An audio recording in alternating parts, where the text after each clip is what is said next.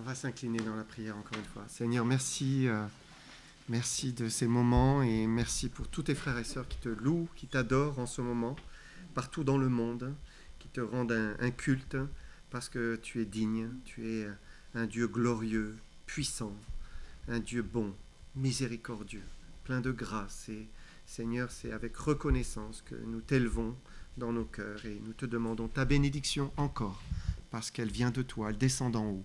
Bénis ta parole, s'il te plaît, au nom de Jésus-Christ. Amen. Alors ce matin, j'aimerais qu'on regarde à la fois vers le passé et en même temps vers le futur. Et j'aimerais que d'abord on revienne dans les premiers chapitres de la Genèse. Donc nous sommes dans le Jardin d'Éden. C'est le premier paradis, en fait. Un couple heureux, vivant dans une nature parfaite. La nature est belle, elle est harmonieuse, j'ai envie de dire joyeuse, paisible. Il n'y a pas de loi du plus fort. Donc l'alimentation n'est constituée que de fruits, de végétaux. Il n'y a pas de sang qui coule, il n'y a pas de lion qui dévore, non, ça n'existe pas. Et l'homme n'est pas programmé pour mourir, il est programmé pour vivre. Vivre, vivre et vivre encore. La mort n'existe pas. Et ce paradis n'a subsisté que quelques années, peut-être au plus. On ne sait pas exactement la date, Dieu ne nous le dit pas. Et puis ça a été la chute dans le péché. Et on est au chapitre 3 de la Genèse. Et la suite, on la connaît. C'est notre monde, voilà, notre monde pécheur. Maintenant, imaginez une seconde que le paradis puisse être restauré sur la terre, de nouveau. En fait, ça semble irréel, ça semble impossible. On se dit, mais c'est insensé quand on regarde notre monde. Et pourtant, la Bible dit que c'est ce que Dieu va faire. Et j'aimerais vous montrer ce matin que ce n'est pas juste une belle histoire, comme on les trouve dans les contes de fées, mais réellement, ça va se produire. Et c'est la seule interprétation possible des prophéties de la Bible, c'est que Dieu va restaurer comme un paradis sur la terre. Ce paradis, ça s'appelle le millénium. Et on va voir ensemble le millénium. Donc c'est une période de 1000 ans. Sa mention explicite, elle est dans l'Apocalypse. Et on va commencer par lire le texte où on peut compter le nombre de fois où il est fait mention de ces 1000 ans. Apocalypse 20, versets 1 à 7. Puis je vis descendre du ciel un ange qui avait la clé de l'abîme et une grande chaîne dans sa main. Il saisit le dragon, le serpent ancien, qui est le diable et Satan, et le lia pour 1000 ans. Il le jeta dans l'abîme, ferma et scella l'entrée au-dessus de lui, afin qu'il ne séduise plus les nations jusqu'à ce que les 1000 ans soient accomplis. Après cela, il faut qu'il soit délié pour un peu de temps. Et je vis des trônes, et à ceux qui s'y assirent fut donné le pouvoir de juger. Et je vis les âmes de ceux qui avaient été décapités à cause du témoignage de Jésus et à cause de la parole de Dieu, et de ceux qui n'avaient pas adoré la bête ni son image, et qui n'avaient pas reçu la marque sur leur front et sur leurs mains. Ils revinrent à la vie, et ils régnèrent avec Christ pendant 1000 ans. Les autres morts ne revinrent point à la vie jusqu'à ce que les 1000 ans soient accomplis. C'est la première résurrection. Heureux et saints ceux qui ont part à la première résurrection. La seconde mort n'a point de pouvoir sur eux, mais ils seront sacrificateurs de Dieu et de Christ, et ils régneront avec lui pendant 1000 ans. Quand les 1000 ans seront accomplis, Satan sera relâché de sa prison.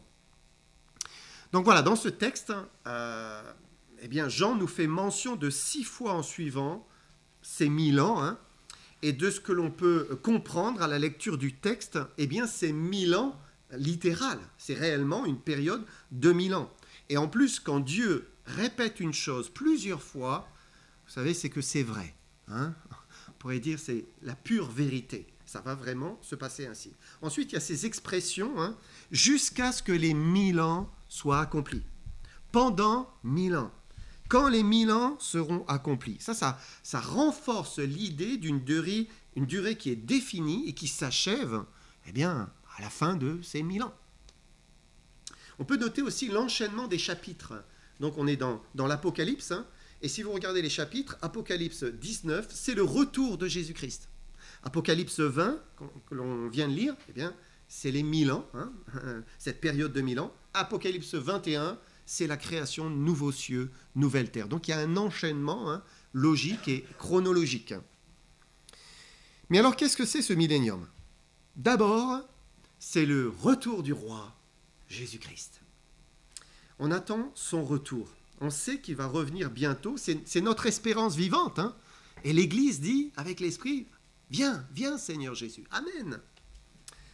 Mais avant cela, avant son retour, eh bien, il y a cette période de jugement qui va frapper la terre. C'est ce qu'on appelle la tribulation. Et donc, le monde va entrer bientôt dans ce que la Bible appelle la colère de l'agneau. Ça sera effroyable, ce sera terrible. Après ce temps de grâce, nous sommes dans le temps de la grâce qui est très long, qui a duré 2 millénaires, Dieu va taper du poing sur la table, il va dire stop, c'est fini, ça s'arrête. Stop à la violence, stop au crime, stop à l'injustice, stop à la débauche, stop à l'impiété, c'est fini, on s'arrête. Et la terre va passer dans un creuset, le creuset de l'épreuve. Et ce que nous vivons aujourd'hui, voilà, on a vu une tempête, là, des vents à 150, c'est rien. Ça va être terrible. Ça va être une période terrible. Et à la fin de cette période de 7 ans, là, Jésus va revenir en gloire. Apocalypse 1, verset 7. Voici, il vient avec les nuées, et tout œil le verra, même ceux qui l'ont percé. Et toutes les tribus de la terre, tous les peuples de la terre, se lamenteront à cause de lui. Oui, amen. Tout œil le verra, personne ne pourra ignorer le retour en gloire de Jésus-Christ. Même ceux qui l'ont percé, c'est-à-dire même les Juifs qui vont pleurer sur lui comme on pleure sur un premier-né, selon la prophétie de Zacharie. Les Juifs, là, le reste des Juifs, parce que beaucoup périront dans cette période aussi, le reste des Juifs se convertira et reconnaîtra son Messie, le Messie, qu'ils attendent encore, comme s'il n'était jamais venu. Et le retour de Jésus va mettre un point final au jugement de la tribulation, et il va permettre qu'Israël réalise que Jésus est vraiment son Messie. Alors Jésus va ouvrir le millénium. Le millénium, c'est le retour en gloire de Jésus-Christ. Psaume 24, versets 7 à 10. Portes, élevez vos linteaux, élevez-vous, portes éternelles, que le roi de gloire fasse son entrée. Qui est ce roi de gloire? L'Éternel fort et puissant, l'Éternel puissant dans les combats. Portes, élevez vos linteaux, élevez-vous, portes éternelles, que le roi de gloire fasse son entrée. Qui donc est ce roi de gloire? L'Éternel des armées, voilà le roi de gloire. C'est magnifique ici. Portes, élevez vos linteaux. Voilà, c'est un grand Dieu qui va entrer sur la scène, qui va arriver. Et le roi, eh bien, il vient nécessairement pour régner. Il vient régner. Et le monde va connaître alors ce qui se passe quand Dieu règne. Bien sûr, Dieu règne de toute éternité. Il fait ce qu'il veut sur la terre. Mais aujourd'hui, il laisse faire beaucoup de choses. Mais un jour, il va venir et il va régner. Aujourd'hui, vous regardez les rois de ce monde, les présidents, les premiers ministres, ils sont faillibles, ils sont imparfaits, ils sont injustes, même carrément dictateurs, où ils virent vers une position dictatoriale. Mais lui, Christ, c'est le roi juste, le roi intègre, le roi qui va venir pour exercer une justice parfaite. Et ce jour-là, eh bien, la fête sera finie pour les méchants et ceux qui profitent des autres, et profiteurs de ce monde. Quand Dieu le Père va établir son Fils Jésus-Christ, toutes choses vont changer. C'est ce que disent les prophéties. Regardez Psaume 2, versets 6 à 9. C'est moi qui ai oint mon roi sur Sion, ma montagne sainte. Je publierai le décret. L'Éternel m'a dit, tu es mon fils. Je t'ai engendré aujourd'hui. Demande-moi, je te donnerai les nations pour héritage, les extrémités de la terre pour possession. Tu les briseras avec une verge de fer, tu les briseras comme le vase d'un potier. Qu'est-ce que ça signifie? Que d'abord, l'injustice n'existera plus sur la terre. Peut-on imaginer ça? L'injustice n'existe plus parce que Christ va régner à Jérusalem et il va imposer, avec une verge de fer, il va imposer la justice. Il va plus laisser le mal se développer, gonfler comme un pain au levain là, qui monte. Non, ça sera fini. Ésaïe 11, versets 3 et 4. Il respirera la crainte de l'Éternel. Il ne jugera point sur l'apparence. Il ne prononcera point sur un oui-dire, mais jugera les pauvres avec équité. Et il prononcera avec droiture un jugement sur les malheureux de la terre. Il frappera la terre de sa parole comme d'une verge, et du souffle de ses lèvres, il fera mourir le méchant. Il fera mourir le méchant. Ça veut dire que le méchant ne vivra pas très longtemps. C'est ce que la Bible dit. Si l'homme choisit le mal, s'il choisit le péché, de mentir, de tuer, de trahir, immédiatement, il sera frappé par Dieu. Et ici, c'est l'accomplissement, finalement, de ce que Jésus a dit dans le sermon sur la montagne. Heureux ceux qui ont faim et soif de justice. Ils seront rassasiés. C'est magnifique. Et pour ceux qui aiment la justice, mais ça sera merveilleux. Ça sera merveilleux. On a lu tout à l'heure que dans ce temps, le diable sera lié pour 1000 ans. Ça veut dire qu'il ne pourra plus tenter les hommes. Ça sera impossible. Pour aujourd'hui, Jésus nous dit de prier et de dire « Ne nous induis pas en tentation, mais protège-nous du malin ou délivre-nous du mal. » On a besoin de prier pour être protégé. Mais dans cette période, il n'y aura plus de tentateurs qui sera là pour nous exciter. Il n'y aura plus de démons qui viendront nous pousser à faire le mal. Ça signifie que si l'homme pêche, eh bien, ce sera de son propre fond. Ce sera son cœur mauvais. Et il n'y aura pas d'excuse. Aujourd'hui, on peut dire que parfois, il y a des causes atténuantes.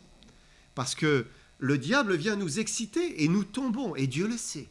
Dieu sait quand, eh bien, le diable est venu nous tendre un croche-pied. Il veut qu'on dise non, il veut qu'on refuse, et il nous donne la possibilité en Jésus-Christ, mais il sait quand même quand, eh bien, c'est l'ennemi qui est venu nous faire tomber.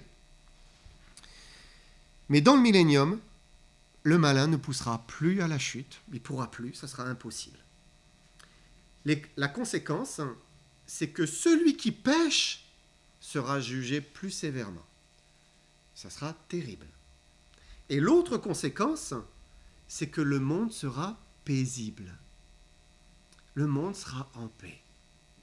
Je viens de voir là, je ne sais plus si c'est hier ou avant-hier, un des endroits les plus paisibles de la planète, en termes de criminalité, de délits, etc. C'est à quelques heures d'ici. C'est la principauté d'Andorre. Ils n'ont pas connu un meurtre depuis 10 ans. Mais aussi, la police est très sévère. Elle ne laisse rien passer. C'est ce qu'ils disent. Dans le millénium, c'est Dieu qui ne laissera plus rien passer. Dieu qui est omniscient, qui sait tout, qui voit tout, qui connaît les pensées, les intentions. Il peut et il fera cela. Ça signifie aussi qu'il n'y aura plus la guerre dans le millénium. Michée 4, verset 3. Il sera le juge d'un grand nombre de peuples, l'arbitre de nations puissantes, lointaines. De leurs glaives, ils forgeront des hoyaux, et de leurs lances, des serpes.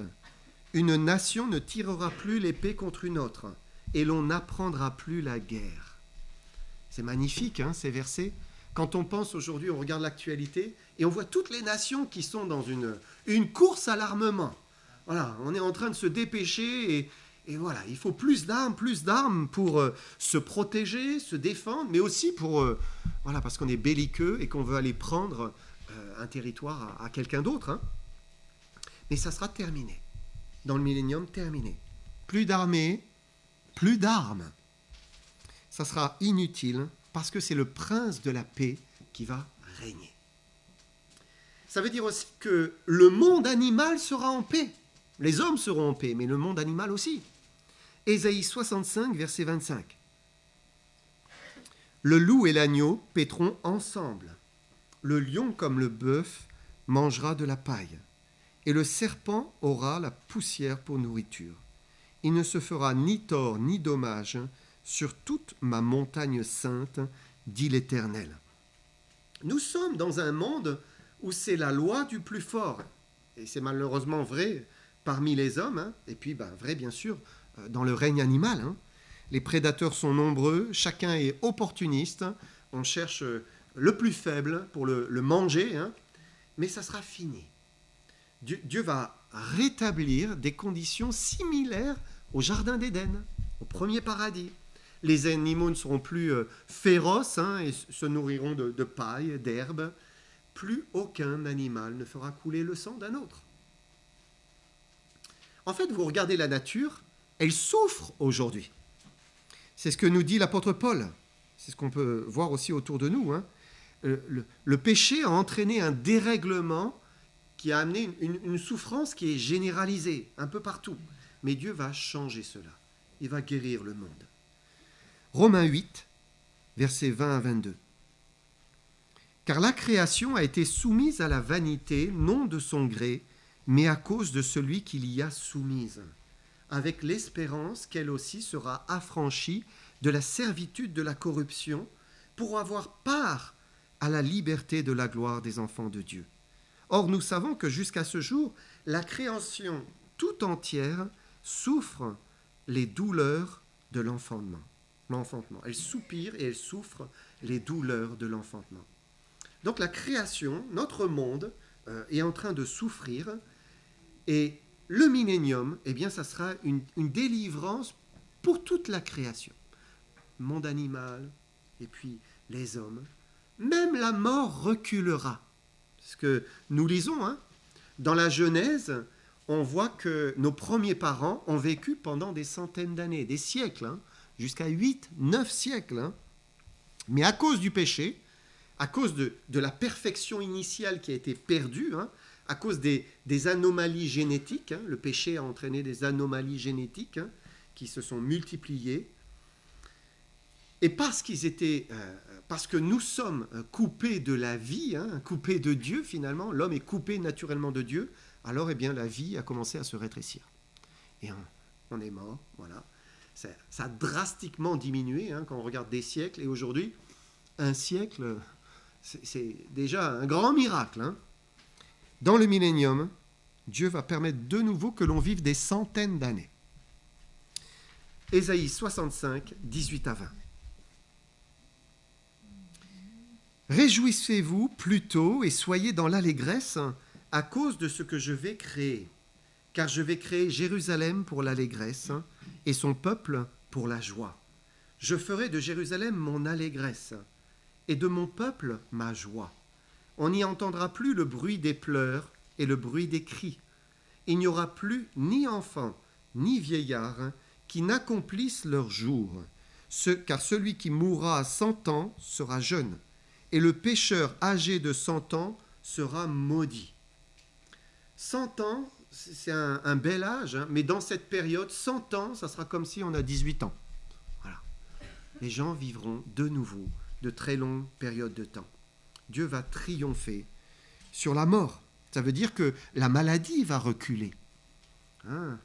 Malheureusement, combien de fois on entend un tel, il a eu un cancer, il est en rémission, il est en train de faire de la chimiothérapie. En fait, on a tous des cancers, on ne le sait pas, mais nos corps surmontent et triomphent jusqu'à un moment où on n'arrive plus. Et puis là, ça se déclenche et réellement, là, il faut lutter contre. Et on est terrassé. Mais dans ce temps, dans le millénium, Dieu va régénérer notre corps et va faire en sorte que les gens sont en bonne santé et restent longtemps en bonne santé. Ça nous fait rêver. Quand on se lève le matin et qu'on a une douleur ici ou là, et le mois prochain, c'est une autre. Voilà, ils seront en bonne santé. Christ régnera alors à Jérusalem. À Noël, souvent, on cite une prophétie qui nous parle du prince de la paix qui va venir dominer le monde. Mais là, cette prophétie, eh bien, elle prend tout son sens. Ésaïe 9, verset 5. « Car un enfant nous est né, un fils nous est donné, et la domination reposera sur son épaule. On l'appellera admirable, conseiller, Dieu puissant, Père éternel, Prince de la paix. » Et Christ dominera le monde avec sa verge de fer pour frapper les méchants.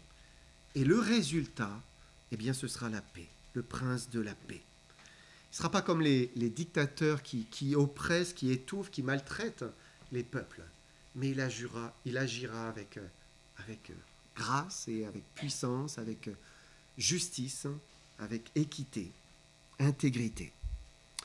Dans ce temps-là, la terre sera remplie de la connaissance de l'Éternel et de la gloire de l'Éternel, comme le fond de la mer par les eaux qui le couvrent. Imaginez, ça veut dire que tout le monde connaîtra la gloire de l'Éternel. Tout le monde. Personne ne pourra plus ignorer Dieu. Et les peuples viendront pour l'adorer à Jérusalem. Ésaïe 2, versets 1 à 3. Prophétie d'Ésaïe, fils d'Amoz, sur Juda et Jérusalem. Il arrivera dans la suite des temps que la montagne de la maison de l'Éternel sera fondée sur le sommet des montagnes, qu'elle s'élèvera par-dessus les collines, et que toutes les nations y afflueront. Des peuples s'y rendront en foule et diront « Venez, montons à la montagne de l'Éternel, à la maison du Dieu de Jacob, afin qu'il nous enseigne ses voies, et que nous marchions dans ses sentiers. Car de Sion sortira la loi, et de Jérusalem la parole de l'Éternel. » Chaque année, les nations vont affluer, elles vont monter pour adorer le roi, l'Éternel des armées, et il est dit pour célébrer la fête des tabernacles. La fête des tabernacles, c'est Sukkot, donc c'est la fête des tentes aussi, et les Juifs, dans cette période, c'est à l'automne, donc c'est à la fin de la moisson, à la fin des récoltes, et on va faire une tente, et on va habiter dans cette tente pendant 7 jours, pour se souvenir de la bénédiction de Dieu lorsqu'ils sont sortis de l'Égypte. Donc ils sont sortis de l'oppression de l'Égypte et à la délivrance, et donc ils célèbrent la bénédiction qui est venue de l'Éternel.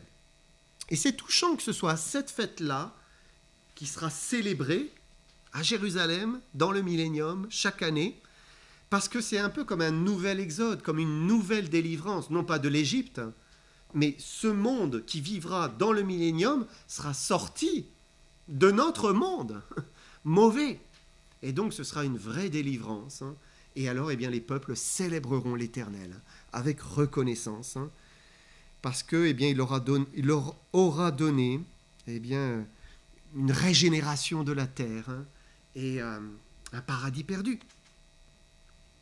On pourrait se dire, bon alors là, tout le monde sera heureux. C'est magnifique. En paix, ils seront contents, ça sera merveilleux. Eh bien non. Certains n'aimeront pas ces nouvelles conditions de vie. Et on le sait parce que Dieu dit que les nations qui ne viendront pas pour adorer l'Éternel à cette fête de Sukkot, Dieu les privera de la pluie. Donc ça veut dire qu'il y aura encore des gens, encore des nations qui grinceront des dents à l'idée d'aller adorer le roi des rois et le Seigneur des seigneurs. Et ça nous montre que Dieu sera sévère avec le mal, avec l'injustice, mais en même temps, il laissera l'homme encore libre. L'homme sera libre de faire ce qu'il veut encore, dans une certaine limite, s'il ne pêche pas, mais il sera aussi responsable. Libre, mais responsable de ses actes. Un dernier point important, c'est que durant le millénium, Israël sera restauré. Beaucoup dans le christianisme, je dis le christianisme d'une manière large, jugent qu'Israël a été rejeté. Puisqu'ils ont rejeté Jésus-Christ, puisqu'ils l'ont fait crucifier par les Romains, alors ils disent Israël c'est fini, terminé, voilà, on a tourné la page. Mais quand vous lisez les Écritures et vous lisez ce que Paul dit, Paul justement lutte contre cela, il dit mais non, pas du tout, Dieu a-t-il rejeté son peuple ? Non, Loin de là, loin de là. Dieu n'a pas rejeté son peuple et il ne le rejettera jamais. Maintenant, il est vrai qu'il s'est détourné pour un temps de son peuple, mais ça ne signifie pas que ce sera pour toujours. Au contraire, il est en train et il va préparer une restauration dans le millénium. Jérémie 31, 31 à 34. Voici les jours viennent, dit l'Éternel, où je ferai avec la maison d'Israël et la maison de Juda une alliance nouvelle, non comme l'alliance que je traitais avec leur père, le jour où je les saisis par la main pour les faire sortir du pays d'Égypte, alliance qu'ils ont violée, quoique je sois leur maître, dit l'Éternel. Mais voici l'alliance que je ferai avec la maison d'Israël après ces jours-là, dit l'Éternel. Je mettrai ma loi au-dedans d'eux, je l'écrirai dans leur cœur, je serai leur Dieu, ils seront mon peuple. Celui-ci n'enseignera plus son prochain, ni celui-là son frère, en disant « Connaissez l'Éternel », car tous me connaîtront, depuis le plus petit jusqu'au plus grand, dit l'Éternel, car je pardonnerai leur iniquité, je ne me souviendrai plus de leurs péchés. Et il est évident que cette prophétie, cette promesse, elle n'est pas encore réalisée aujourd'hui, mais c'est ce que Dieu va faire avec son retour en gloire, et avec la conversion du reste d'Israël. Dieu va traiter avec eux une nouvelle alliance. Et Dieu va leur donner de finalement réussir à faire ce qu'ils n'ont pas réussi à faire jusqu'à présent. Parce que Dieu a choisi un peuple, il lui a donné sa loi, et il voulait qu'Israël soit une lumière, qu'il brille par la parole de Dieu parmi les nations. Et en fait, ils ont échoué. Mais dans le millénium, Israël sera de nouveau restauré. Et là, eh bien, ils pourront briller de la parole de l'Éternel. Ils seront les témoins qui n'ont pas été. Pourquoi c'est important de laisser Israël, sa place, la place d'Israël dans la prophétie biblique? Parce que malheureusement, en méprisant la place d'Israël, en voulant les enlever en quelque sorte du plan divin, ça conduit à des fausses doctrines. Et il y a une fausse doctrine, c'est l'amillénarisme. L'amillénarisme, en fait, c'est dire qu'il n'y a pas de millénium. Donc, on efface, voilà, pas de millénium. C'est ce que croit l'Église catholique, même si elle ne rentre jamais trop dans ces sujets de la fin des temps et d'eschatologie. C'est ce que croit aussi le protestantisme historique, c'est-à-dire calviniste, luthérien, c'est la même chose. C'est ce que croit aussi une partie des évangéliques. Pour eux, le millénium n'est pas à prendre d'une manière littérale. Tout serait symbolique. Voilà, le loup et l'agneau ensemble, symbolique. Le paradis restauré sur la terre, symbolique. Plus de guerre, symbolique. Tout ça sont des symboles pour eux. En fait, ils pensent, nous sommes déjà dans le millénium. Voilà, nous sommes dans le millénium, et pour eux, Christ règne. Il règne comment ? Il règne par l'évangile. Ils disent, puisque il est libre de répandre l'évangile, Christ règne. Donc ça veut dire, ils pensent aussi que Satan est lié là. Il n'est pas à l'œuvre. Et plutôt que de prendre les textes d'une manière littérale, ils vont dire que l'Église aurait remplacé Israël. Puisque l'Église, c'est quoi ? C'est la conversion des païens et d'Israël, qui ne forment plus qu'un. Le mur est renversé. Et disent, maintenant, l'Église a remplacé Israël. Ils ne voient pas Israël en tant qu'une entité en elle-même. Et Israël, eh bien, n'a plus de place. Mais ce n'est pas possible de spiritualiser les prophéties bibliques pour dire qu'elles ne se réaliseront pas telles que Dieu dit qu'elles se réaliseront. Ce n'est pas possible. Un millénium littéral et Christ régnant réellement sur ce monde, Israël étant restauré, c'est la seule interprétation conforme aux nombreuses prophéties dans les Écritures. Sinon, c'est faire une distinction entre les prophéties et inventer peut-être une nouvelle catégorie de prophéties. Les prophéties qui ne veulent pas dire ce qu'elles veulent dire. Voilà. Ça ne veut pas vraiment dire cela. Dieu dit une chose et il fait toujours ce qu'il annonce.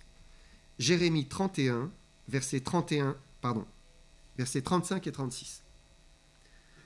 Ainsi parle l'Éternel qui a fait qui a fait le soleil pour éclairer le jour, qui a destiné la lune et les étoiles à éclairer la nuit, qui soulève la mer et fait mugir ses flots, lui dont le nom est l'Éternel des armées. Si ces lois viennent à cesser devant moi, dit l'Éternel, la race d'Israël aussi cessera pour toujours d'être une nation devant moi. Quand vous regardez ce dernier verset, on sait que les saintes lois de Dieu ne passeront pas. Voilà, la parole de Dieu ne passera pas, la loi de Dieu ne passera pas. Alors, ça veut dire qu'Israël ne passera pas non plus. Israël sera toujours là, ils seront restaurés quand ils se repentiront. Et Dieu les préserve parce que Dieu ne se repent pas de ses dons et de son appel. Voilà, il les a choisis et c'est éternel. On peut se demander, mais qui peuplera le millénium?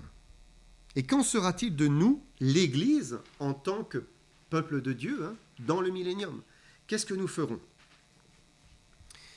D'abord, ceux qui vont vivre dans le millénium, ce sont tous ceux qui n'auront pas vécu l'enlèvement de l'Église, ils ne sont pas l'Église, ceux qui sont restés sur terre, et ceux qui auront traversé la tribulation, donc qui auront rejeté l'antéchrist, le chiffre de la bête, etc., et qui auront traversé toute cette période de tribulation, Israël compris, puisqu'il restera un reste d'Israël qui traversera cette période de la tribulation. C'est eux qui vont repeupler et qui seront dans le millénium. Pour nous, l'Église de Jésus-Christ, nous ne sommes pas un peuple terrestre, comme tout à l'heure Joseph le disait. Nous sommes un peuple céleste. Nous sommes appelés à vivre dans le ciel. Et Dieu ne nous destine pas à vivre comme les autres hommes, les pieds sur la terre, dans le millénium.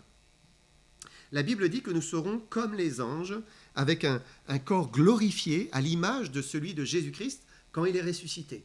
Voilà, on sera magnifié, à la fois capable de toucher, de manger. Possiblement, on pourra marcher sur la terre, oui, mais en même temps capable de partir et monter dans le ciel en un instant, comme les anges. Mais on croit que nous aurons une part, un service dans le millénium. Paul dit en Timothée que, c'était un verset qui était affiché durant le culte, « Si nous persévérons, nous régnerons avec lui. » Voilà, si nous sommes fidèles, si nous marchons avec le Seigneur, si on veut vraiment que Dieu agisse dans notre vie, on veut lui consacrer notre vie, alors il promet, nous allons régner avec lui. Mais le règne, c'est quand? C'est dans le millénium. C'est là où Christ va régner. Donc nous aurons une part dans cette période de 1000 ans où Dieu nous récompensera. Apocalypse 20, verset 6. Heureux et saints ceux qui ont part à la première résurrection. La seconde mort n'a point de pouvoir sur eux, mais ils seront sacrificateurs de Dieu et de Christ, et ils régneront avec lui pendant 1000 ans. En fait, tous ceux qui auront part à la première résurrection, ça veut dire nous compris, puisque lors de l'enlèvement, une partie, tous les chrétiens décédés vont ressusciter, et les autres seront transformés. Tous ceux qui auront part à la première résurrection auront une part aussi dans le millénium. Ça veut dire aussi tous les croyants de l'Ancien Testament qui ressusciteront là avec cette première résurrection. Ils auront une part dans le millénium. Ils régneront aussi avec Christ. Et nous, l'épouse, nous régnerons avec Jésus-Christ. À la fois dans le ciel, sur la terre. Voilà, Dieu nous confiera des responsabilités. Pour terminer, et pour conclure, on peut expliquer la fin du millénium. Comment l'histoire se termine? Imaginez la terre, c'est la paix, c'est l'ordre, c'est la bénédiction divine. Vous savez, parfois, sur terre, on vit des instants un peu magiques. Vraiment, on profite de la création Et on se dit, waouh, c'est merveilleux. Ça peut être parce qu'un animal vient nous manger dans la main, voilà, un animal exotique ou que sais-je, hein, ou même simplement un cheval. Hein. Mais on s'émerveille de la création. Ça peut être en regardant un paysage, hein, un coucher de soleil.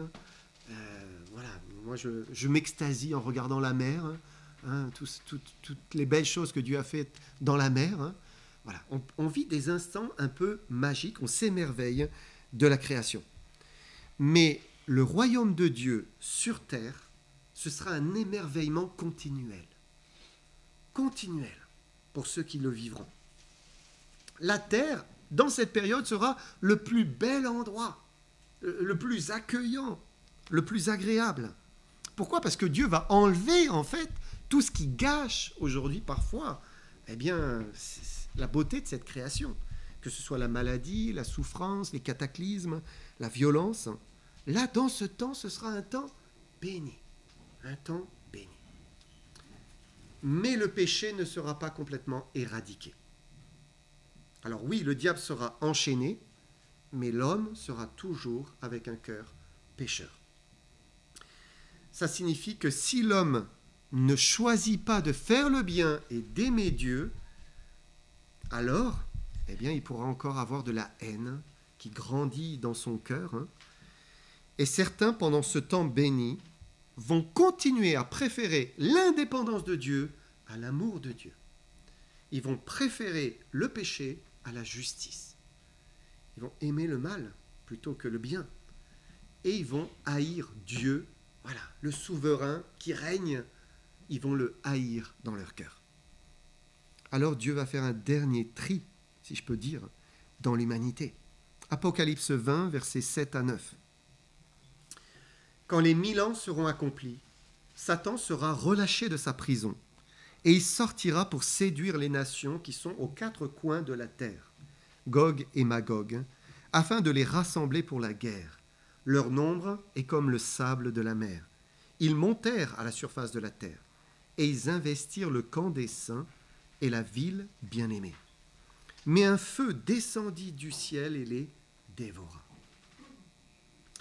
Et finalement, quel que soit le temps où l'homme vit sur terre, que ce soit dans le jardin d'Éden au commencement, que ce soit sur la terre d'Israël au moment où Dieu donne sa loi, que ce soit dans le temps des nations, que ce soit dans le temps de la grâce, le temps de l'Église présentement, hein, que ce soit dans la tribulation, période des jugements, que ce soit dans le millénium, donc cette période future, l'homme doit choisir.